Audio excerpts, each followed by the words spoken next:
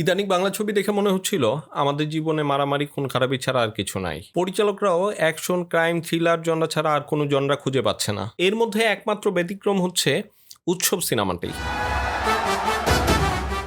ঈদ মানে কি উৎসব, আর এই ঈদে আমাদের জন্য একটা দারুণ উৎসব নিয়ে আসছে তানিম নূর পরিচালিত সিনেমা উৎসব।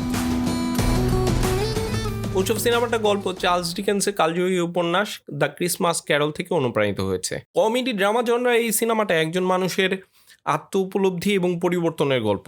গল্পের মেইন ক্যারেক্টার হচ্ছে জাহাঙ্গীর, যে চরিত্রে জাহিদ হাসান অভিনয় করেছেন।